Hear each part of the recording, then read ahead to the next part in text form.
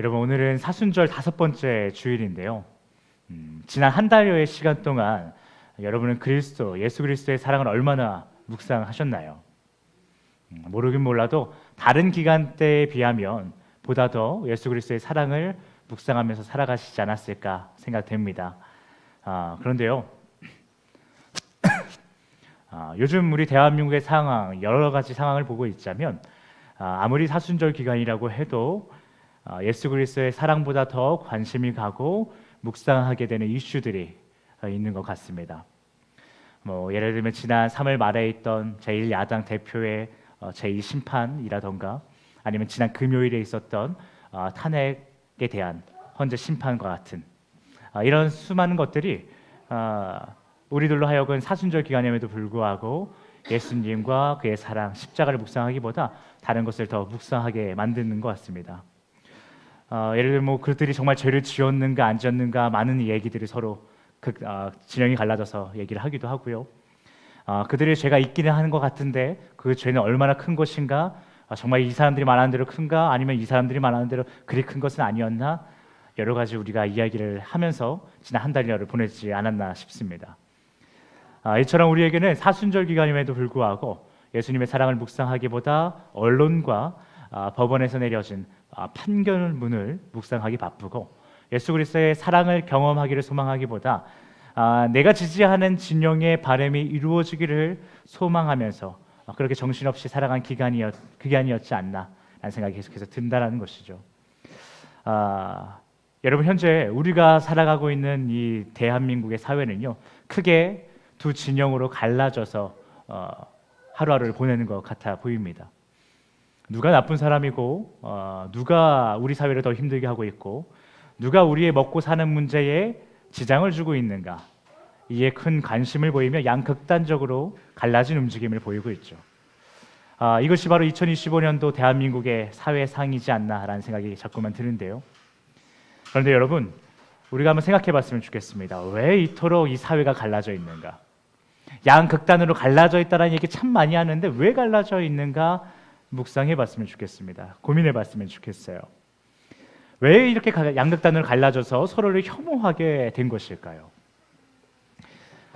이에 대한 이유가 굉장히 많겠지만 그중 하나로 많은 사회학자들이 이런 얘기를 합니다. 누군가가 책임을 져야 한다라고 생각하기 때문이라는 것이에요.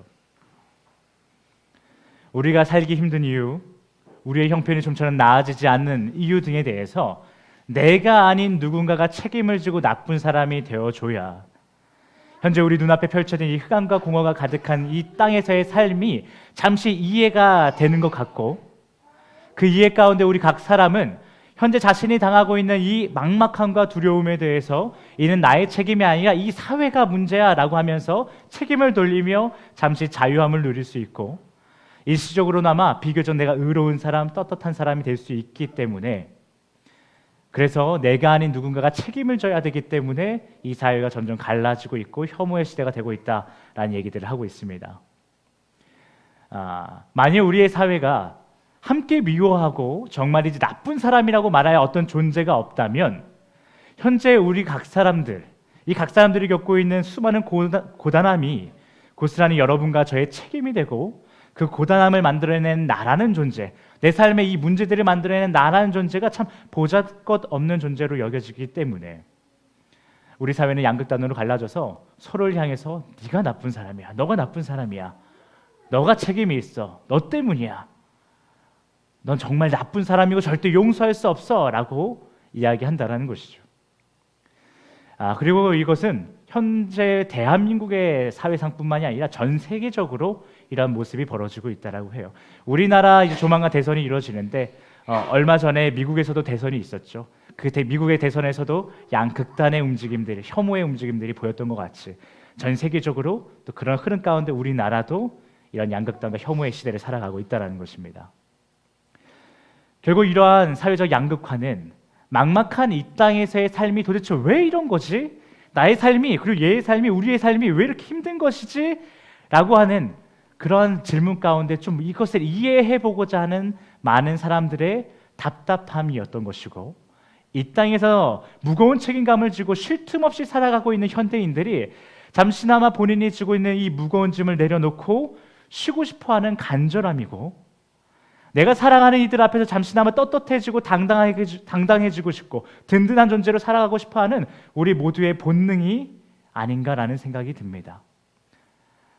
그래서인지 이 양극화와 혐오의 시대를 바라보고 있으면요, 마음이 아픕니다. 우리 사회의 이 많은 구성원들이 답답함을 느끼고 있구나. 쉬고 싶어 하는구나. 좀 당당하게 떳떳하게 하루하루 좀 살아가고 싶구나. 이런 바람들이 모이다가 터져나온 것이 이 양극화이고 혐오의 시대구나라는 것이 참 마음을 아프게 합니다. 그리고 심지어 이러한 양극화와 혐오의 모습이요, 교회 안으로 들어오고 성도들의 삶으로 들어오는 것을 보고 있으면 더욱 마음이 아픕니다. 우리가 성도이고 주님을 믿는데 우리도 똑같이 답답하고 자유함이 없고 자신을 사랑하지 못함 가운데 양극단 중에 한 진영을 선택하고, 그래서 그 가운데 있는 진영을 이유도 모른 채 어느 순간부터 비난하고 있는 우리들의 모습이 성도들의 삶에도 있다는 것이 참으로 마음이 아픕니다. 이 땅에서의 삶을 해석하고 진정한 쉼을 얻고 사랑하는 이들 앞에서 가치 있는 존재로 살아가는 그 길은요, 우리 현대 사회에 만연한 이 양극화와 혐오가 아닌 하나됨과 진정한 사랑으로 가능한 것인데, 그런 것을 이 사회가 모르고 살아가는 것은 어쩔 수 없다라고 치더라도요, 하나됨이 무엇인가, 사랑이란 무엇인가, 이것을 누구보다 잘 알고 있다라고 말하고 이를 기념한다라고 말하고 이를 가르치기에 힘써야 된다라고 말하는 우리 예수 그리스도의 제자들이 마치 그 사실을 전혀 모르는 것처럼 세상과 동일하게 양극화를 선택하고 혐오를 선택하면서 살아가고 있는 것이 얼마나 안타까운 일인지 모르겠다라는 거예요. 사랑하는 헬스 패밀리 여러분, 혹시 여러분 중에서도 이 땅에서 하루하루 살아갈 때마다 경험되어지고 있는 것이 감사가 아니라 고단함이고, 그리고 그 고단함이 전처럼 나에게 왜 주어진 것인지 알지 못하는 답답한 가운데 하루하루를 살아가고 계시는 분들이 혹시 계십니까? 또한 오늘이라는 하루를 살아가는 것이 또한 감사하기보다는 너무나도 이 하루 가운데 느껴지는 책임감이, 이 무거운 책임감이 나를 짓눌러서 버겁고 지쳐있는 분들이 여러분 중에 계십니까? 더 나아가 여러분이 사랑하는 이들 앞에서 떳떳하고 싶고 가치 있는 존재로 살아가고 싶은데 그러지 못해 매일매일 수치심 가운데 살아가고 있는 분들이 여러분 가운데 계십니까? 그래서 그 모든 고단함 가운데, 그 마음 가운데 여러분의 그 힘듦을 쏟아낼 혐오의 대상이 필요한 분들이 여러분 가운데, 혹시 여러분 주변에 있는 사람들 가운데 존재합니까? 그렇다면 앞으로 우리에게 남은 약 11회의 사순절 기간은 너무나도 중요할 것입니다. 이 기간에 우리가 마땅히 묵상해야 할 것을 묵상하며 나아간다면 여러분과 저는 더 이상 이 혐오의 대상을 찾지 않아도 됩니다. 그리고 양극화된 사회 가운데 여러분의 가치를 찾지 않아도 됩니다. 그리고 오늘 주님께서 우리에게 주시는 말씀에 집중하여서요, 성령님의 인도하심을 받게 되면 여러분과 저는 자신의 삶 가운데 아픔과 고단함과 그 가운데 철저하게 무너진 자아들을 회복시키고자 더 이상 허공에 대고 소리치며 눈물 짓지 않아도 됩니다. 여러분, 그래서 오늘 이 말씀, 주님께서 우리에게 주신 말씀이 너무나도 중요하고요, 앞으로 남은 사순절의 11월 남은 이 기간이 우리에게 너무나도 중요한 것입니다. 절대로 그냥 이 11월의 시간을 흘려보내지 마십시오. 주님의 사랑을 묵상하시고 또한 오늘 주님께서 우리에게 주신 말씀을 끝까지 붙잡고 묵상하며 나아가시면 좋을 것 같습니다. 그렇다면 이 시간 금일 본문 말씀을 통해 우리의 답답했던 삶을 이해하고 여러분과 제가 지고 있던 삶의 무거운 짐을 내려놓고 쉬면서 그동안 잃어버렸던 우리의 가치를 찾기 위해서는 어떻게 해야 하는가, 이를 알아보며 나아가도록 하겠습니다. 여러분, 금일 본문은요, 표제를 보시면 아시겠지만 성경에 보면 표제들이 하나씩 붙어 있죠. 이게 어떤 얘기예요? 라고 하면서 표제가 붙어 있는데, 이 표제를 보시면 아시겠지만 우리가 너무나도 잘 알고 있는 한 사건이 발생하면서 그 사건의 연속선상에 선 다윗 왕이 쓴 시라는 것을 우리는 알 수 있을 것입니다. 다시 말해서 오늘 본문은요, 여러분 다윗 하면은 참 많은 사건들이 생각나지만, 골리앗을 멋지게 쓰러뜨렸던 사건도 기억나지만, 또 바지가 흘러내리는 것을 알지 못하면서도 찬양했다는 그의 순수함과 열정적인 찬양을 우리는 기억하지만 또한 우리가 어떤 사건을 기억합니까? 다윗하면 또 바세바라는 여인을 떼놓고 이야기할 수 없어요.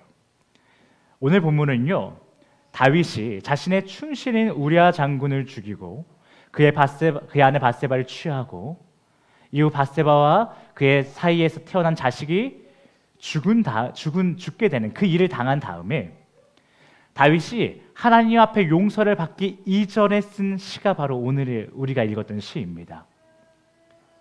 여러분, 어떤 상황인지 잘 이해가 되시겠죠? 다윗이 어떤 마음으로 이 시를 썼는가? 그런데요, 여기서 나타나는 다윗의 모습이 참으로 인상적입니다. 다윗은요, 자신이 행한 범죄에 묶여버린 채 두려움에 떨고 있거나 지금껏 자신이 지은 나쁜 행동들에 대해서 앞으로 어떻게 이것을 예방하고 또한 만회하면서 살아갈 것인지를 말하면서 자신에게 있는 일말의 가능성에 주목하고 있지 않다는 점이 매우 인상적입니다. 왜 우리 주변에 수많은 그리스도인들을 살펴보면요, 이런 모습 있지 않습니까? 삶을 살아가면서 크고 작은 죄들을 지어요. 우리가 계속해서 그러면서 살아가죠. 그런데 그때마다 그러한 자신의 그 모습 때문에 하나님께 벌을 받을까 봐 벌벌 떨면서 두려워하는 사람들이 우리 주변에 있다라는 것이에요. 그리고 예수님을 믿는다라고 말하면서 내가 이거 하루 이틀 하나님 믿은 것도 아닌데 여전히 이렇게 살아가고 있구나. 내가 정말 주님을 믿는 것은 맞을까? 내가 정말 주님을 믿고 있다라는 게 맞는 말일까? 라고 하면서 혼란에 빠져 있는 성도님들도 우리가 본다라는 거예요. 또한 자신이 지은 수많은 죄들을요, 낱낱이 주님 앞에 고백하는 것을 너무 어려워하는 분들이 계세요. 우리 회개하며 기도하며 나아갑시다 이렇게 얘기하면요, 회개하며 나아갑시다 얘기하면요, 아무 말도 안 하고 싶어하는 사람들이 있다라는 거예요. 주님이 다 하시는 분인데 뭐 내 죄를 하나하나 다 얘기합니까? 괜히 민망하고 어려우니까 이 내 죄를 내 입으로 고백한다라는 것이 너무나도 어려운 마음이 들다 보니까 주님은 다 아는데 뭘 고백해요? 라고 하면서 그냥 얼렁뚱땅 지나가는 분들도 계세요. 또 마지막으로 이런 분들도 계세요. 자신이 지은 죄를 하나님 앞에 다시는 짓지 않겠습니다 라고 하면서 나름의 전략을 짜는 거예요. 주님, 제가 또 이런 죄를 졌는데요, 앞으로 이렇게 하지 않을게요. 내가 이렇게 예방하고요, 주님, 내가 이런 죄를 졌으니까 이렇게 좀 착하게 살아볼게요. 주님, 교회 봉사도 하겠습니다 막 그러면서 자신이 지은 죄에 대해서 어떻게 예방할 것인가와 어떻게 만회할 것인가를 하나님 앞에 막 기도하는 사람들이 있다라는 거예요. 그런데 다윗은요, 자신이 저지른 수많은 죄들에 대해서요, 차마 입에 담기도 힘들 만한 그 많은 죄들을 가지고요, 주님 앞에 가감없이 고백해요. 주님, 나는 이런 죄인입니다. 이런 죄인입니다. 그리고요, 그런 죄들을 재차 범하지 않겠다라고 하면서 자신의 결단과 자신의 어떤 노력에 기대하는 모습을 갖고 있는 것이 아니라, 주님, 제가 이렇게 하겠습니다, 저 이렇게 해보겠습니다, 뭐 기대를 거는 것이 아니고요, 연약하기 짝이 없는 자신에 대한 하나님의 긍휼하심에만 기대를 걸고 있다라는 모습이 참으로 인상적인 모습입니다. 우리는 이러한 다윗의 태도에 주목할 필요가 있습니다. 어떻게 다윗은 자신이 지은 그 넘치는 죄들에 대해서 주목하지 않았는가? 나 이런 죄 졌어, 이런 죄 졌어, 이렇게 해버렸어. 왜 이것에 주목하지 않는가? 그리고 그 죄에서 벗어나고자 발버둥 치면서 주님, 내가 이렇게 하지 않겠습니다, 이렇게 다 잘하겠습니다, 주님 한 번만 잘 넘어가 주시죠, 이렇게 하는 것이 아니고요, 그냥 주님의 긍휼하심이 도대체 뭐길래 그 긍휼하심에만 기대를 걸고 있는가? 우리는 이것에 주목할 필요가 있다는 것입니다. 여러분과 제가 이러한 다윗의 태도를 이해하게 되는 순간, 그 순간 우리는 이 땅에 넘치는 고단함과 그 고단함에 대한 무거운 책임감들과 지금껏 자기 자신을 제대로 사랑하지 못했던 마음들에 대해서 자유함을 누리게 될 것입니다. 그리고 마침내 그 자유함이 우리를 이 양극단과 혐오의 시대가 아니라 하나님 나라에서만 주어지는 평안함을 누리며 살아가게 할 것입니다. 그렇다면 우리 이 시간 오늘 본문 말씀 1절부터 3절을 다시 한번 읽어보겠습니다. 다시 한번 읽겠습니다. 시작.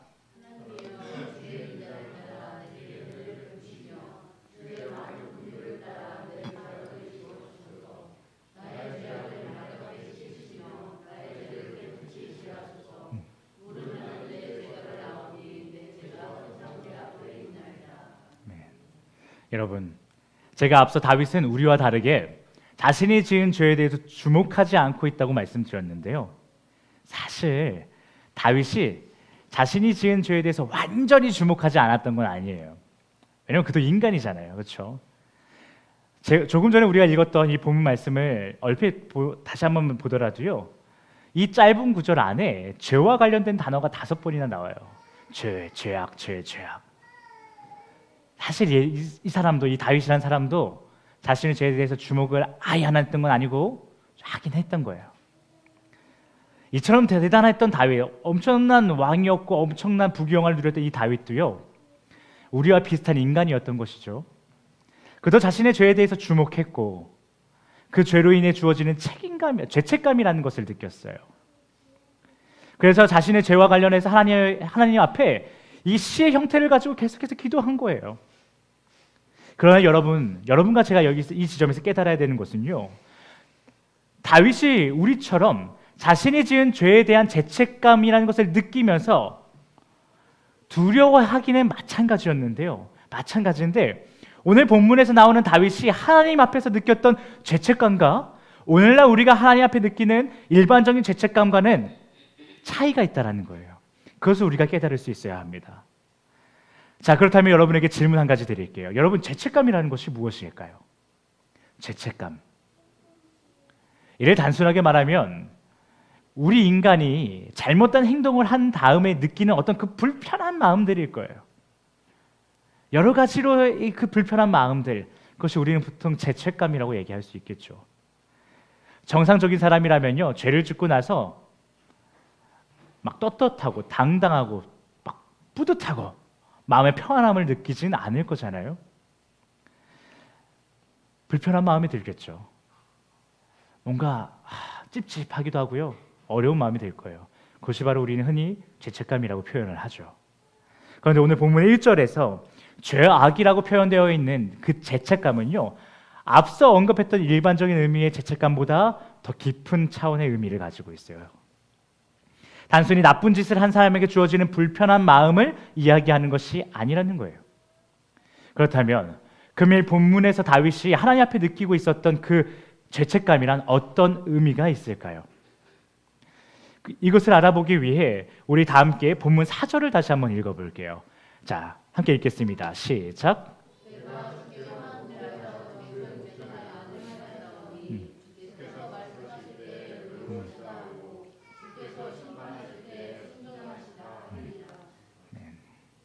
여러분, 우리가 조금 전에 읽은 본문 4절을 보면요, 마치 다윗은 본인이 누군가에게 죄를 지은 적은 없고 오직 하나님 앞에서만 죄를 잘못한 것처럼 말하고 있어요. 여러분도 느끼셨나요? 그러나 여러분도 잘 아시는 것처럼 다윗이 어디 하나님에게만 죄를 졌습니까? 너무 많은 죄를 졌어요. 이 시가 표제를 보시면 제가 이야기 드렸죠. 어떤 상황 가운데 쓴 시라는 것을 이야기 드렸어요. 다윗은요, 당대 이스라엘에 있는 군대들 중에 최정예의 군대에는 최정예 부대들이 있지 않습니까? 특수부대들이 있지 않습니까?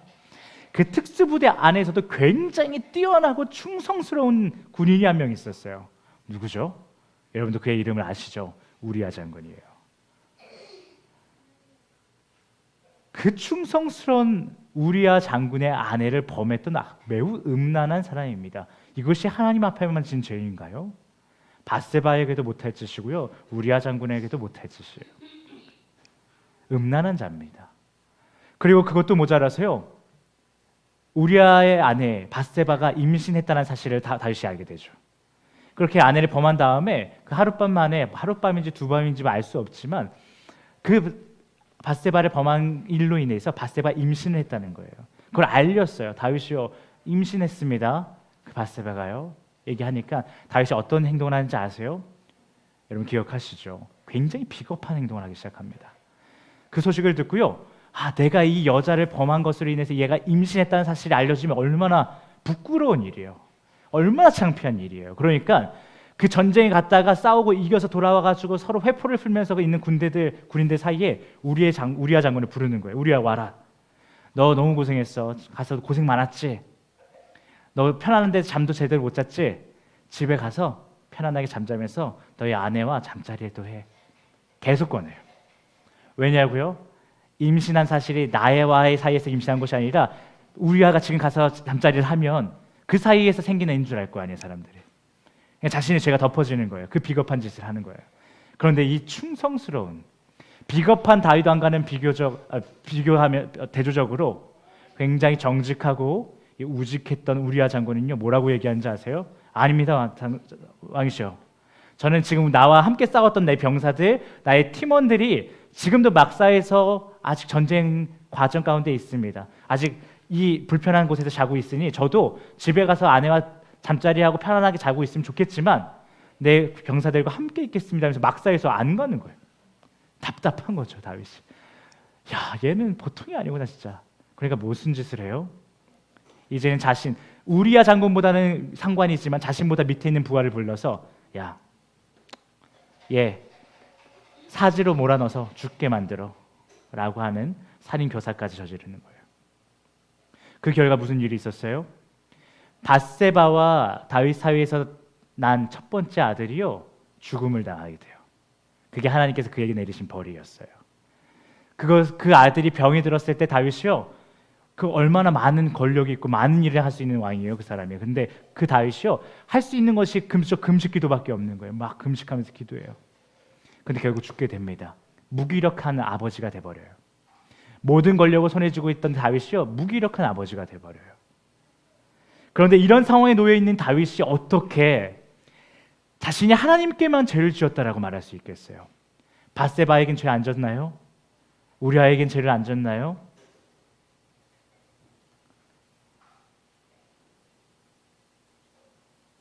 참 많은 사람들에게 죄를 진 것이죠.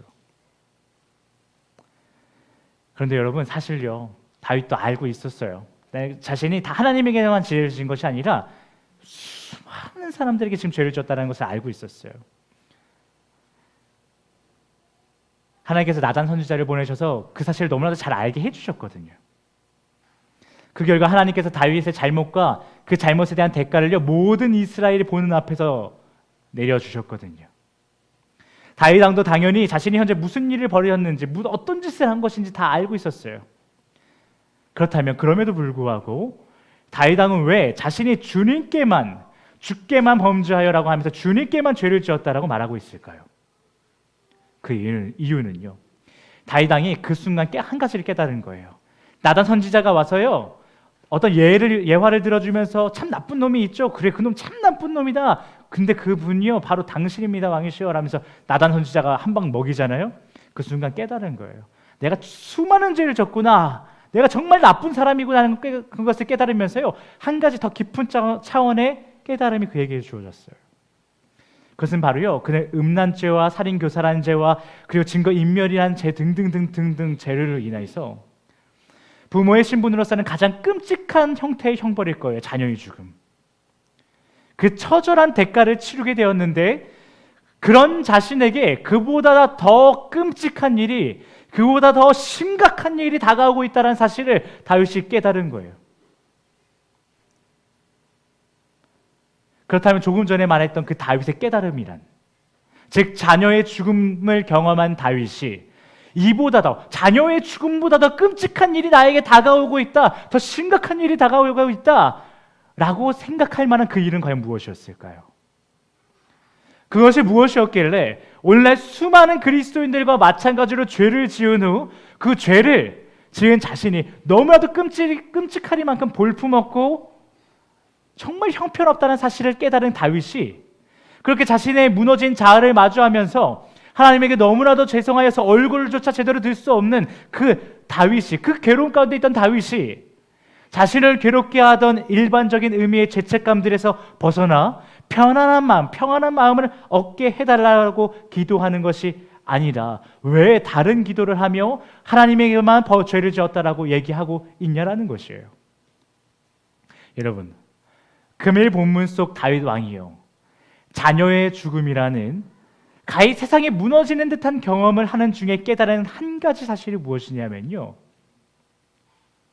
그것은 바로 자신이 하나님과 점차 멀어지고 있다는 사실이었어요. 자신이 하나님과 점점 멀어져서 지금 여기 와 있네라는 사실을 그때 깨달은 거예요.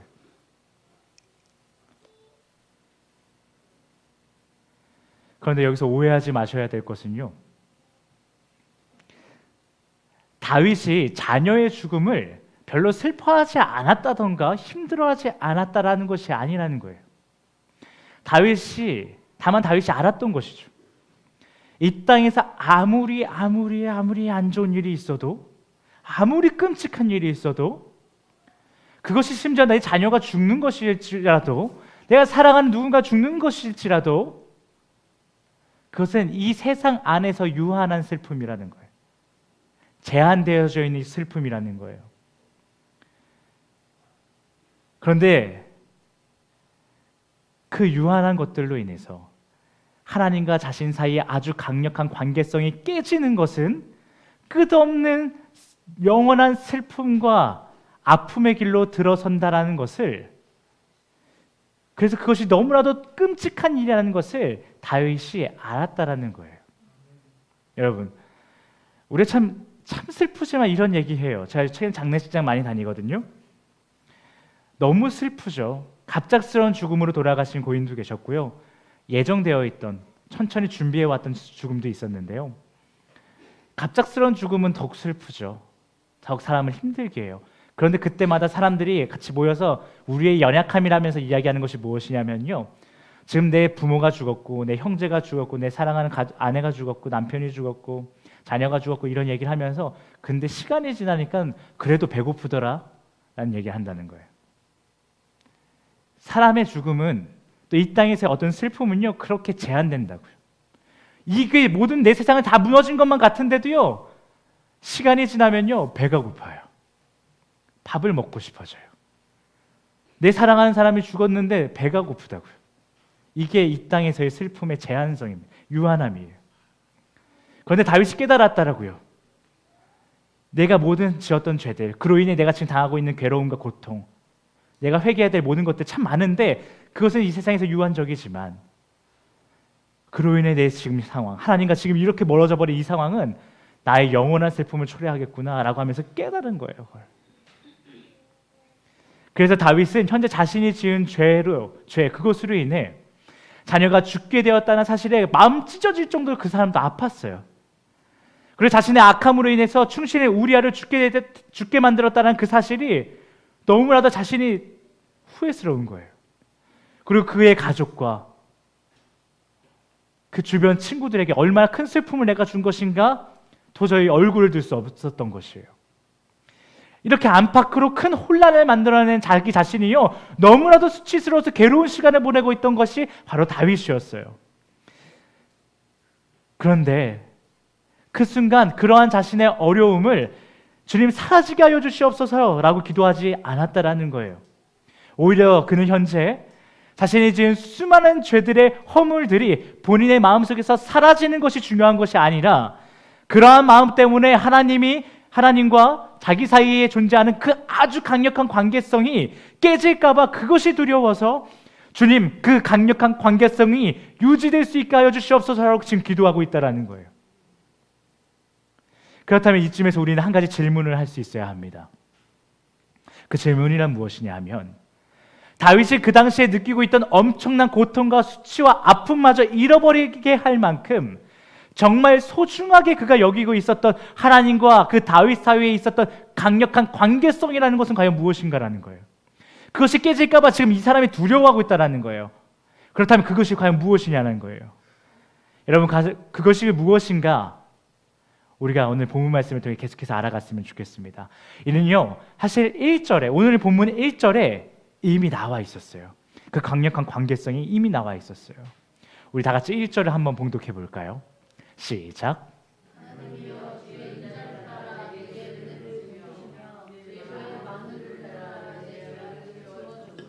아멘. 사랑하는 헬스 패밀리 여러분, 다윗이요, 모든 것을 제쳐두고 가장 중요하게 생각했던 것은, 그 하나님과의 자신 간에 있었던 그 강력한 관계성이라는 것은요, 바로 주의 긍휼하심이에요. 우리는 여기서 긍휼이라는 단어에 보다 더 집중하기로 합니다.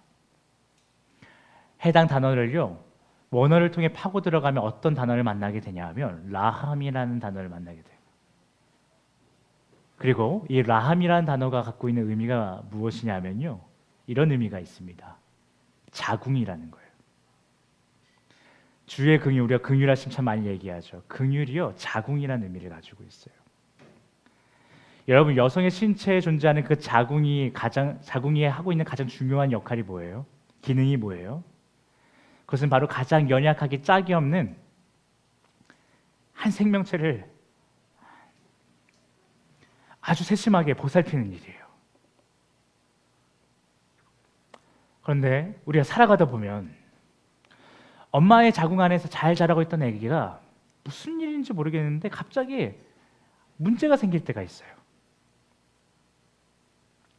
예를 들면 태아의 목에 탯줄이 감긴다던가, 출산을 앞두고 있는데 이 녀석이 갑자기 자세를 바꿔버리면서 여가 상태가 된다던가 등등의 여러 일들이 발생하기도 해요.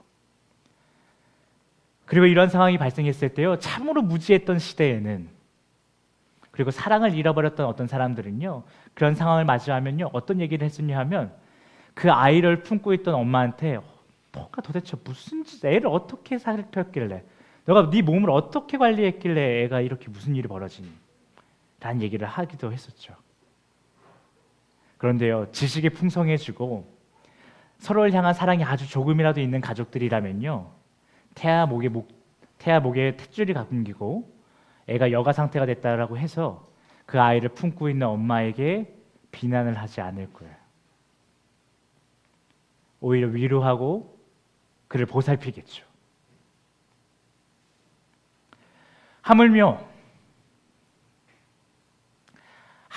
자궁 안에서 보살핌을 받으면서 존재하는 것만으로도 매우 대견하고 너무 이쁘고 또 고맙기만 한 태아에게 왜 가만히 있지 않고 목에 탯줄이 감기고 있는 거니?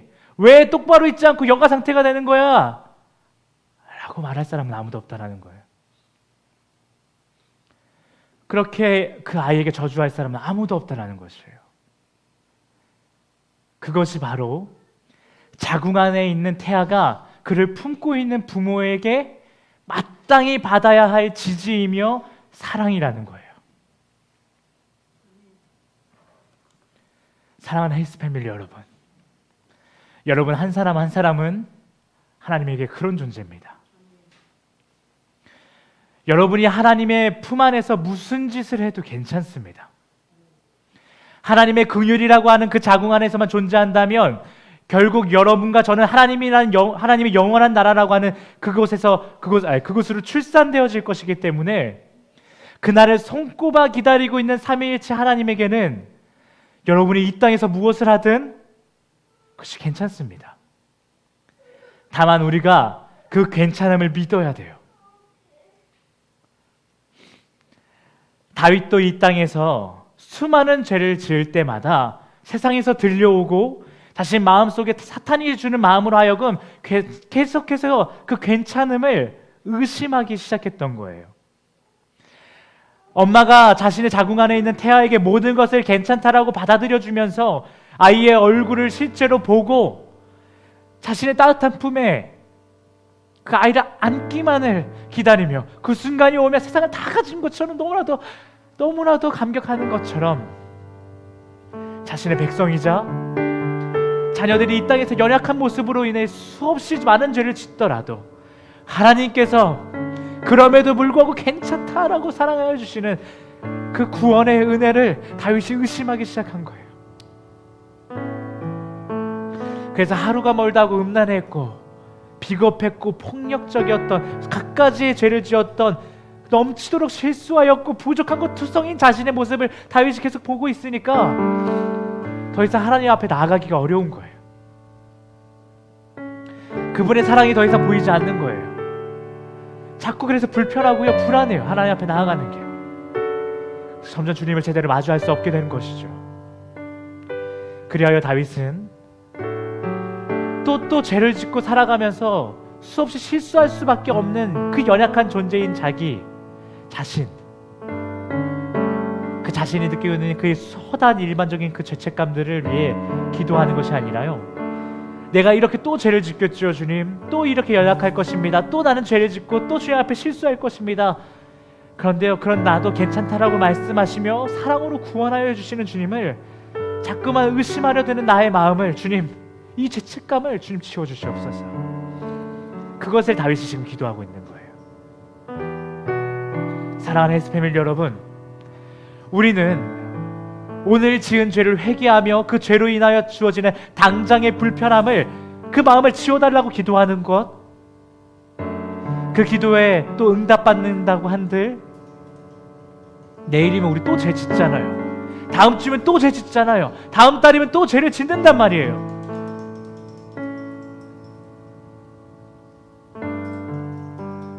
그럴 때마다 우리는 또 잠시 나라는 존재를 미워하기도 하고 수치스러워하기도 할 것입니다. 그래서 하나님 앞에 나아가는 것이 또 불안하기도 하겠지요. 그럴 때마다 기억하십시오. 꼭 기억하십시오. 여러분은 하나님에게 자궁 안에 있는 태와 같은 그 유일함의 대상입니다. 그래서 괜찮다라는 것을 여러분 기억하십시오. 하나님은 여러분이 잘나서 사랑하는 것이 아니고요, 존재하기 때문에 사랑하십니다. 그런 이 사실을 까먹지 마시고 여러분이 받은 그 구원의 은혜가 의심이 될 때마다 기도하시기 바랍니다. 여러분을 향한 하나님의 그 괜찮음을 의심하지 않고 안심하며 주님이 주시는 그 구원의 은혜를 기뻐하는 삶을 살아가게 하여 달라고, 그렇게 하나님의 나라의 평안을 누리며 이 땅에서도 누리며 살아가게 해달라고 기도하시기 바랍니다. 주님은 반드시 여러분의 그 기도에 응답하여 주실 것이며 그렇게 여러분의 최고의 가치로 이렇게 세워주실 것입니다. 우리 이 시간 찬양하며 나아갈 텐데요, 우리의 잘남이 아닌 우리의 존재 그 자체로 사랑하여 주시는 주님을 찬양하며 나아가겠습니다. 내 모습 이대로 사랑하시네. 내 모습